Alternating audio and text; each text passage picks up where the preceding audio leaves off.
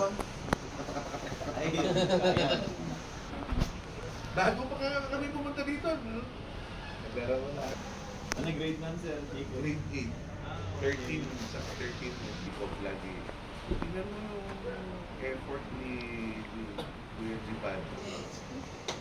Alam ko kung ako. Kung ano siya naman eh, makakarinig, makakita ka, magmumurahin ka, gusto ni Coach Joey. Hindi mo makuha.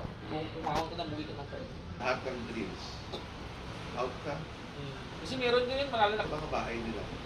Papaalam sa mga magulang nila bawat isa. Yung lahat kayo magiging coach.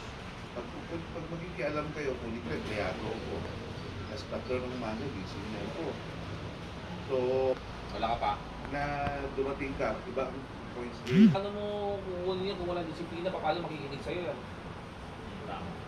Uy, sersado. Sakay ka rin. Bigay ko sa mga kagawad. Ito, 1,000. Hindi yun, hindi yung ganito, yung katulad nung kay Joy na ano. At saka yung, di ba mag-rice? Ay, rice all you can. Ang kanin lang nun, ang ulam. Only rice. Bitching ko, ano gano'n. Hindi na kayo ng ulam mo. Kanya-kanyang feeling. Parang lumang bahay. Mababa. Saan? Kasi may barak. Kasi sila dati, tapos lumipat sila dito sa side. Sa gitna, back.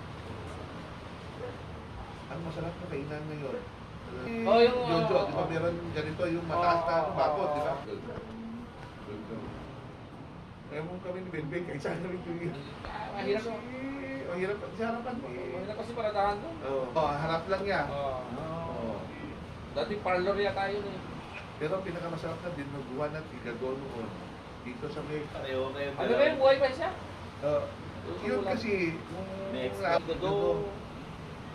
Tapos,